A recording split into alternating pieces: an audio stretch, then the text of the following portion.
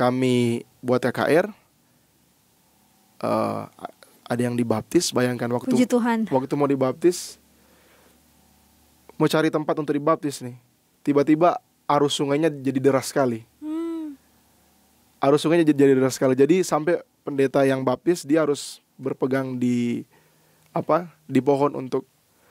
Biasanya enggak seperti itu. Sebelumnya nggak ada air sebanyak itu atau memang Sebelumnya kering? sih ada air, tetapi Cuma nggak sebanyak itu. enggak sederas itu. 1, 2, 3, 1000 Talk. Shalom, bertemu lagi dengan saya Sarah Yuwanita dalam program One Talk di 1000 Missionary Movement East Indonesia Channel.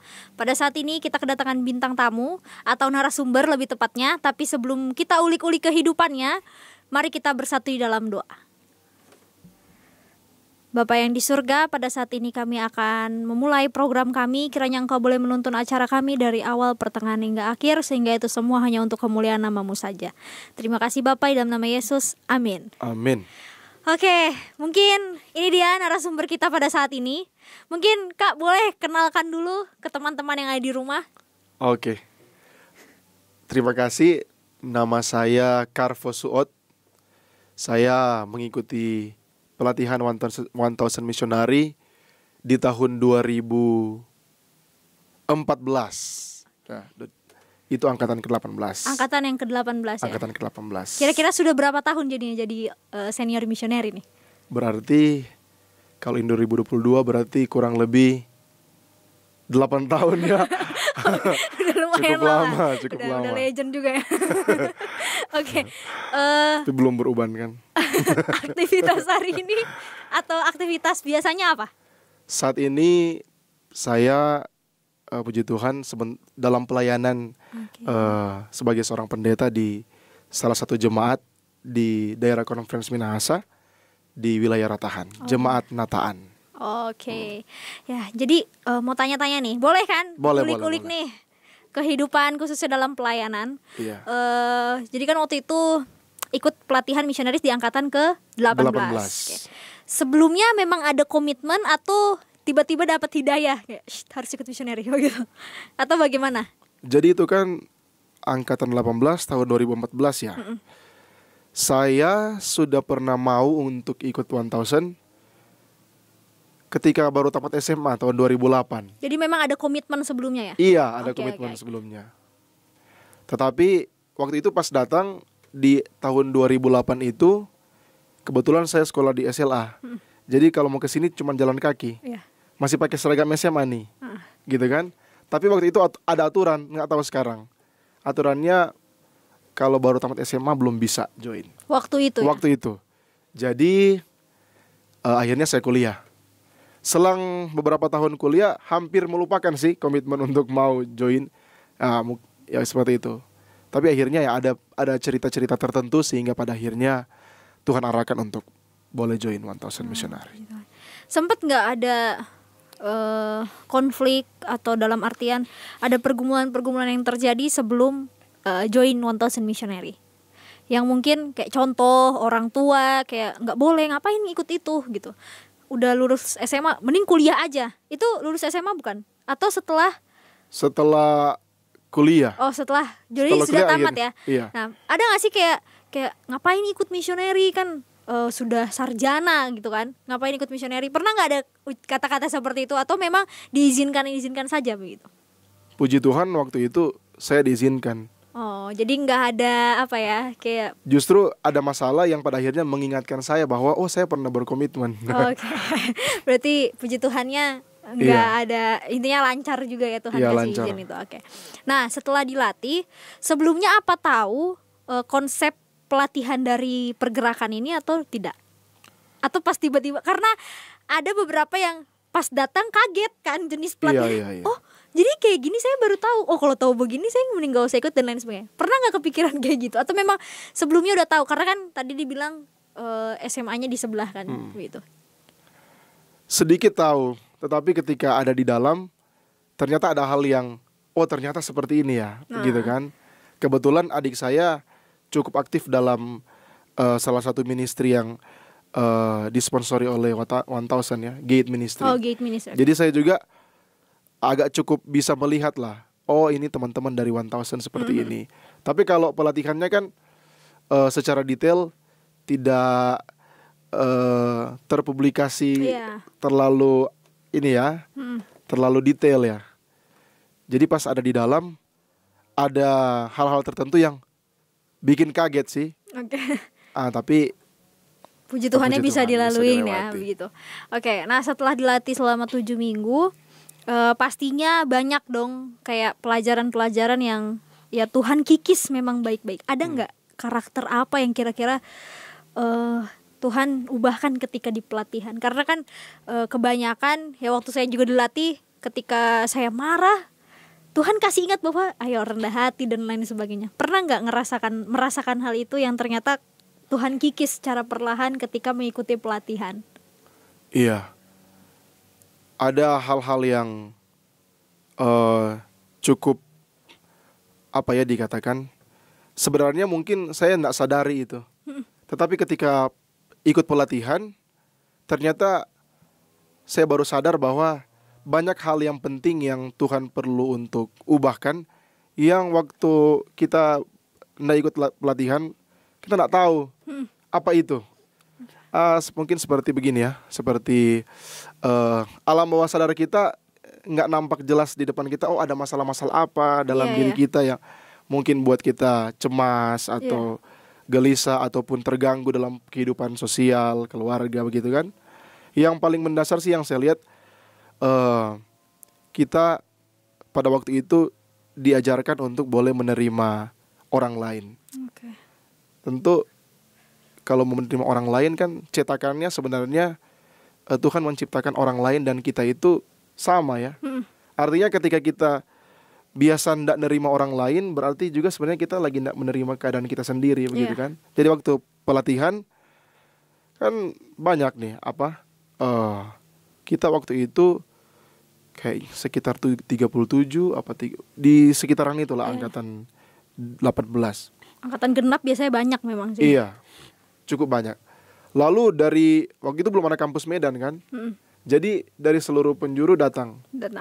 Jadi dari Jakarta, dari Sumatera. Datangnya memang di sini karena Datangnya cuma ini di sini. kampusnya.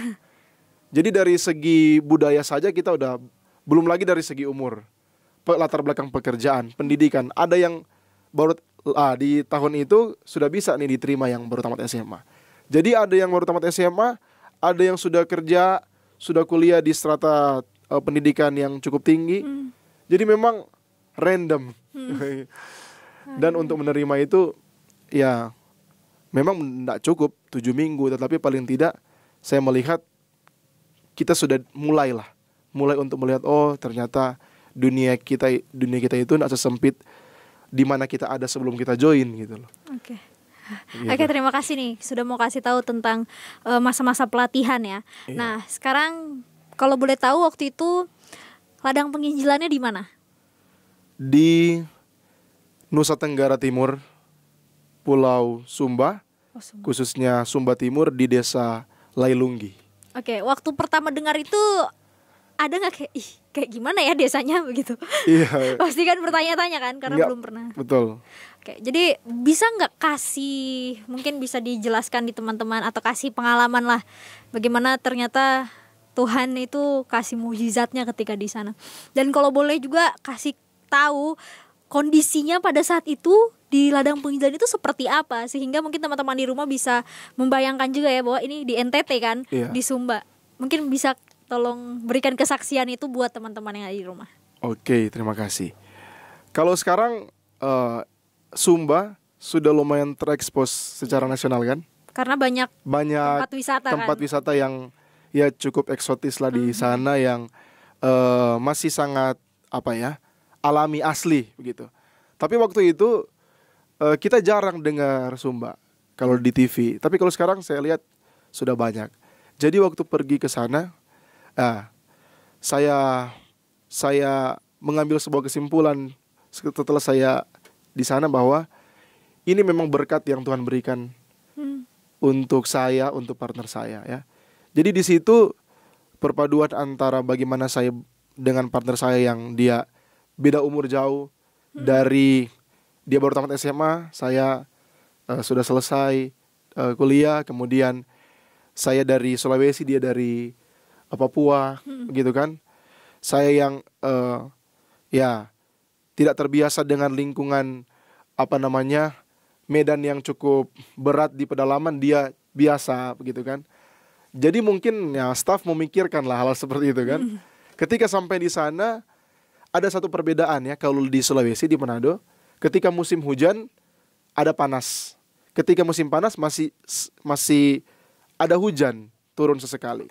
Tapi kalau di Sumba, di NTT, waktu itu kami kalau musim panas dia memang benar-benar nunggu hujan di bulan November. Memang panas sekali. Memang panas. Jadi waktu tiba mendarat di NTT coklat semuanya. Pas pergi ke Sumba warnanya memang coklat ya. Tapi setelah datang musim hujan hijau sekali tempatnya ya.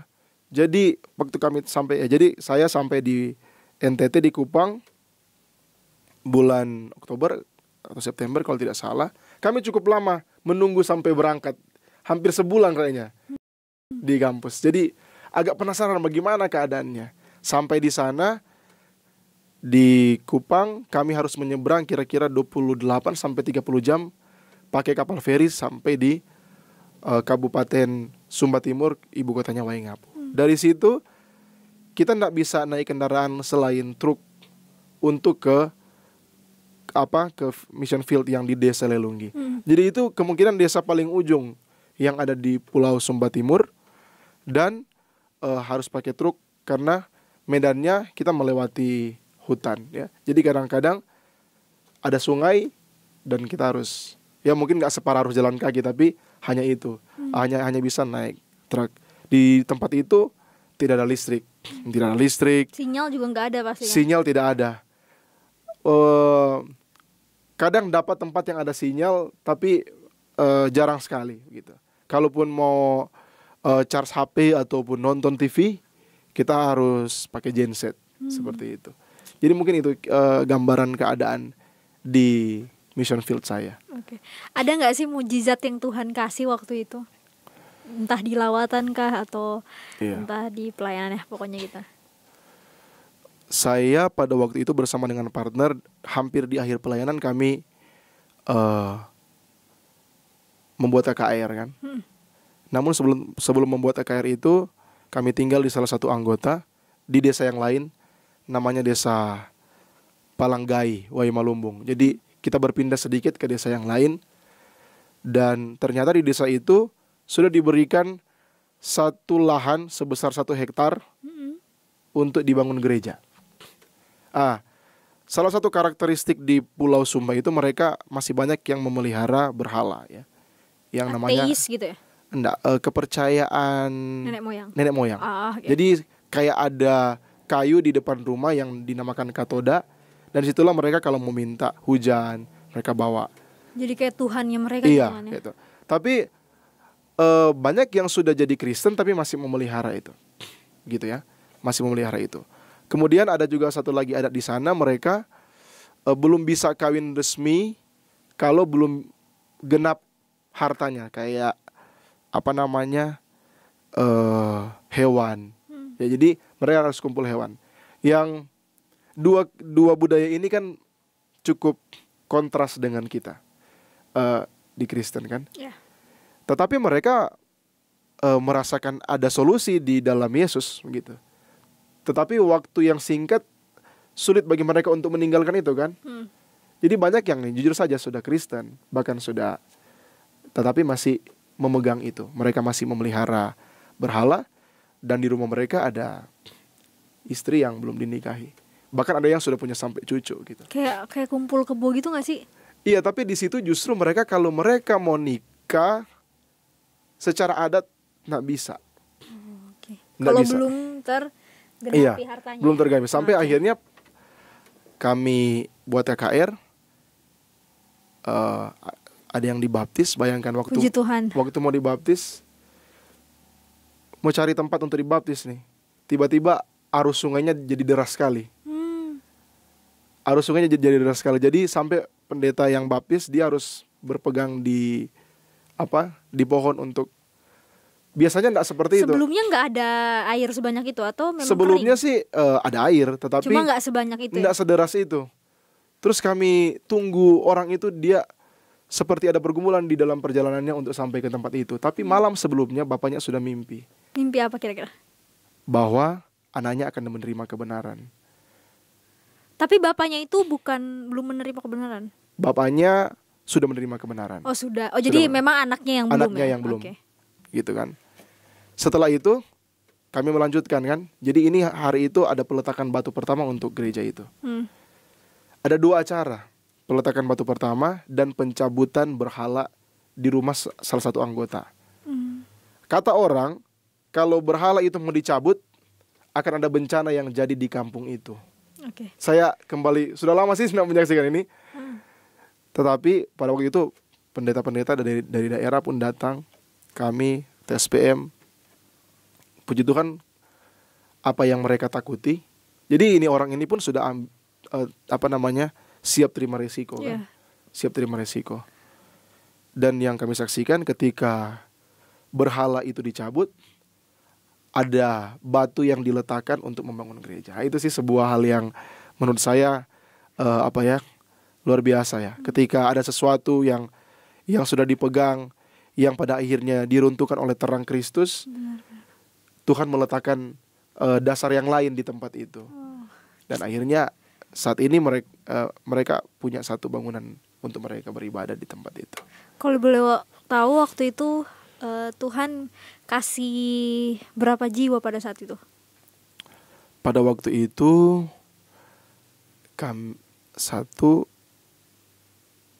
ada 2 jiwa.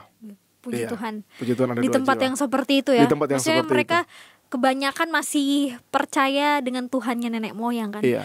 Nah tadi kan sempat nih dibilang kalau misalkan kayu itu dihilangkan, dicabut, akan ada sesuatu hal yang terjadi dengan desa tersebut. Nah setelah itu dicabut, itu terjadi nggak? Atau mereka kayak bertanya-tanya nggak sih, kok nggak terjadi apa-apa begitu? Kami sih kayak gini, saya berpikir kalaupun ada yang jadi, pasti Tuhan ada cara begitu Ya kan. benar. Jadi kayak penasaran apa yang terjadi nih. Tapi sebenarnya nggak ada apa-apa kan intinya. Iya. Maksudnya kita juga percaya setan punya kuasa. Iya. Begitu kan, tetapi tidak bisa melawan kuasa Tuhan. Jadi saya ingat hari itu terik. Memang mungkin kalau setan mau berusaha, mungkin dia akan berusaha untuk supaya ada hujan deras sampai sebagaimana ya. Tapi puji Tuhan hari itu tidak terjadi apa-apa.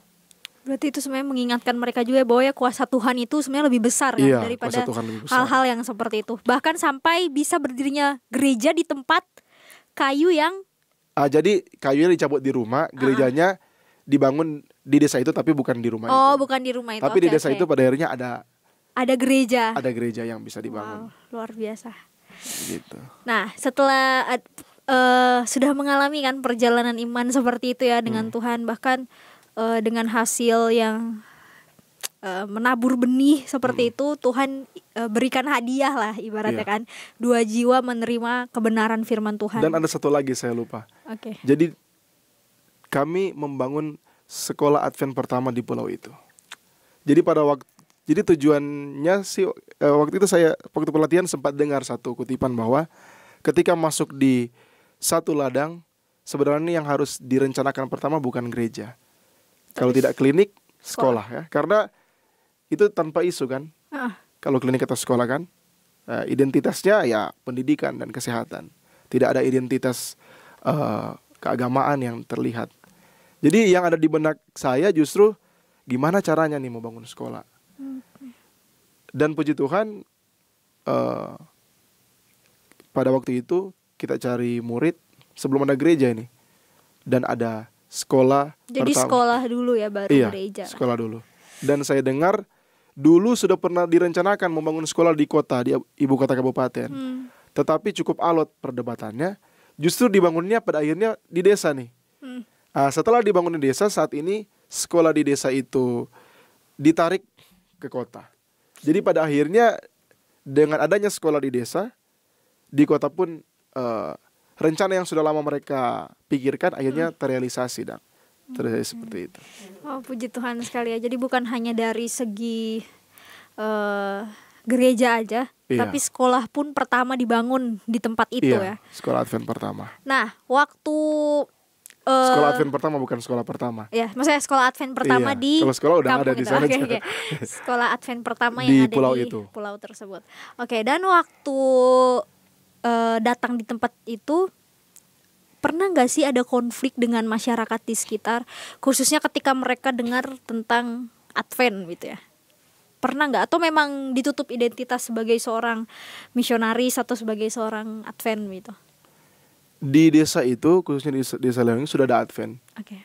Tapi perkembangannya lambat ya. Ya kita manusia ya. Maksudnya kita punya keterbatasan karakter dan sebagainya. Mungkin itu yang memperlambat, dan mungkin jauhnya tempat pelayanan dari desa. Makanya dikirim misionaris. Jadi kalau konflik-konflik tentang bagaimana keadaan anggota di sana, ya itu masalah penggembalaan, karena mungkin mereka karena jarang dilayani, mereka belum mengerti bagaimana menghidupkan kehidupan Kristen yang sesungguhnya. Oke. Jadi akhirnya jadi kayak ya seperti itu Advent. Ada, tapi Ada ya, image yang lain ada lah image yang dilihat lain, orang. Oke. begitu. Oke. Nah, setelah sudah selesai nih kan dari ladang Iya. penginjilan, otomatis sudah akan kembali di kampus Santosan Missionary kan. Iya. Nah, kan biasa ada revival.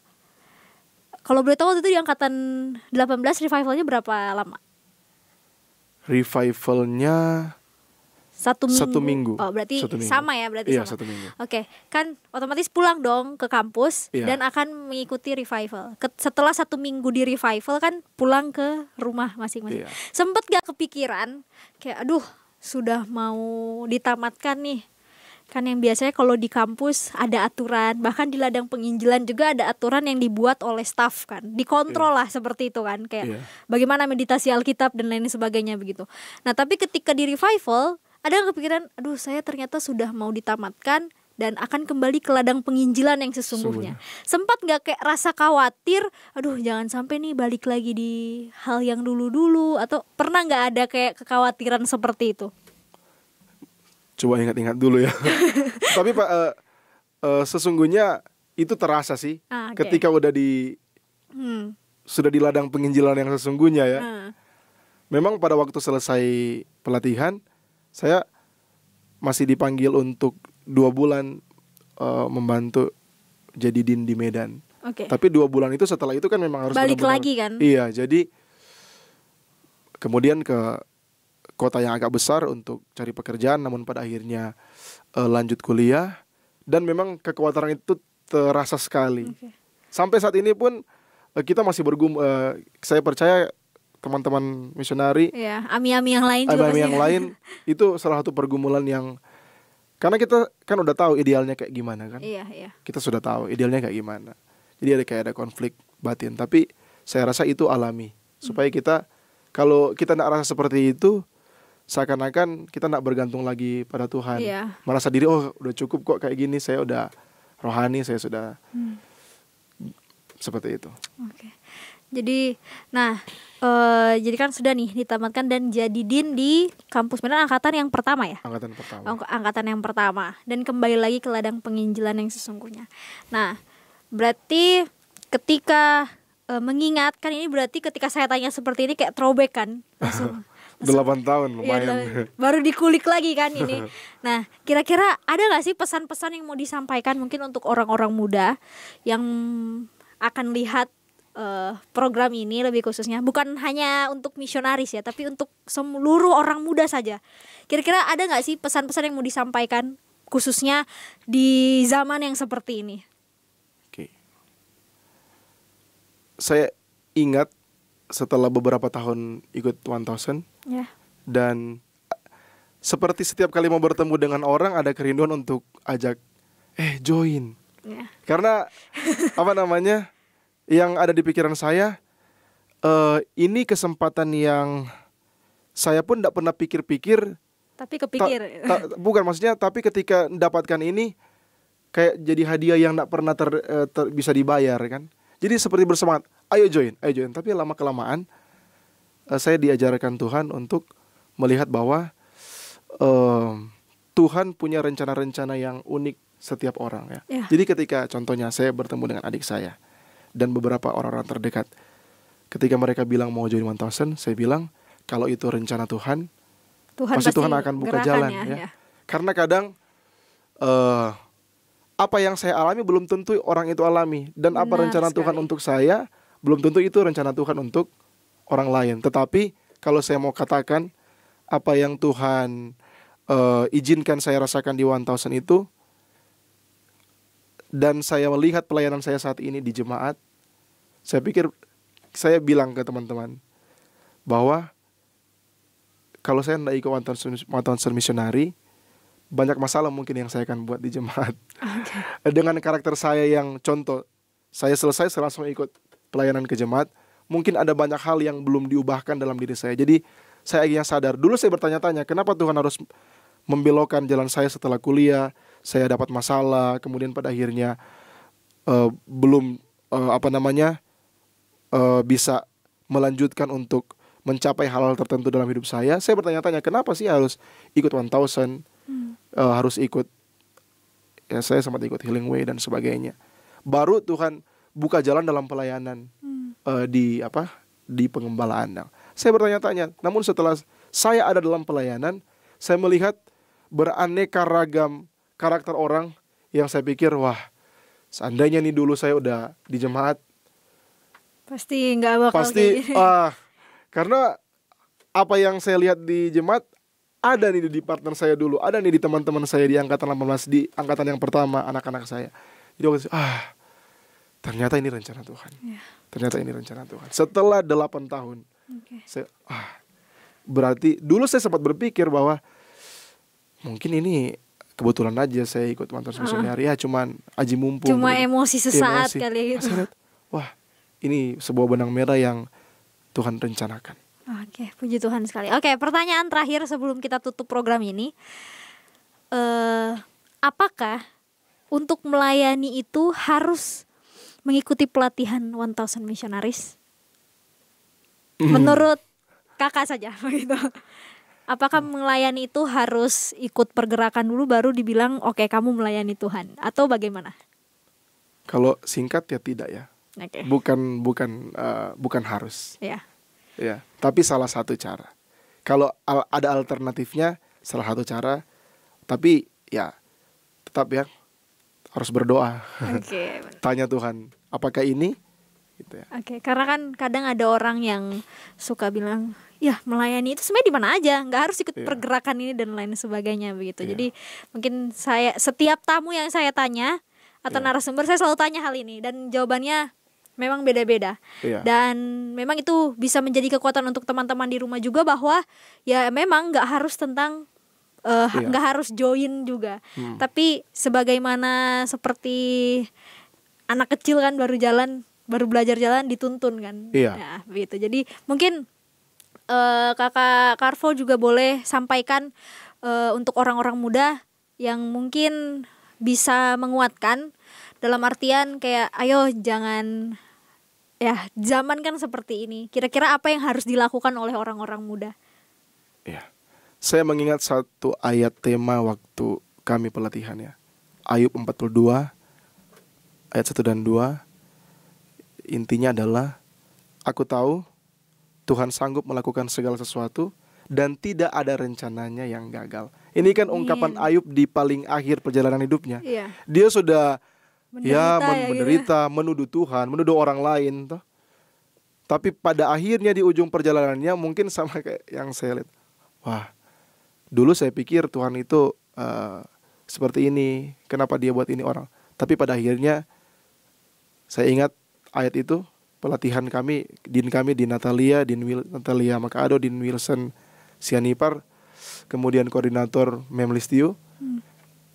Kami dikasih ayat itu sebagai tema. Aku tahu bahwa Tuhan sanggup melakukan segala sesuatu dan tidak ada rencana Tuhan yang gagal.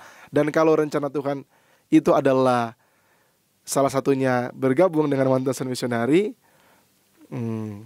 ya Tuhan akan buka Tuhan jalan. akan buka jalan. Ya. Kalau rencana kita gagal, berarti Tuhan tahu rencana kita itu bukan rencana Tuhan. Dan pasti rencana Tuhan itu yang akan berhasil di ujungnya, ujung Oke. cerita.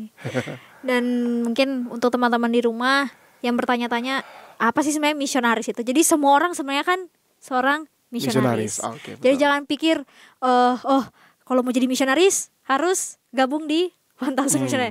Jadi semua orang itu, kita semua itu sebenarnya misionaris begitu. Dan Iya. kita semua juga bisa melayani Tuhan dimanapun saja berada. Dan mungkin kalau teman-teman yang rindu juga mau bergabung, Betul. bisa join di 1000 Missionaries untuk lebih diasah lagi lah ibaratnya gitu.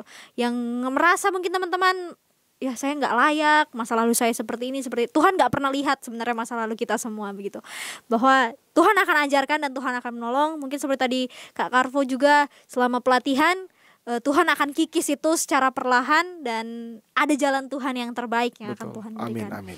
Jadi terima kasih banyak nih Kak Karvo, Terima kasih, puji Tuhan. Tuhan sudah berkati. mau datang untuk dikulik pelayanannya dan itu menjadi kekuatan juga untuk saya secara pribadi.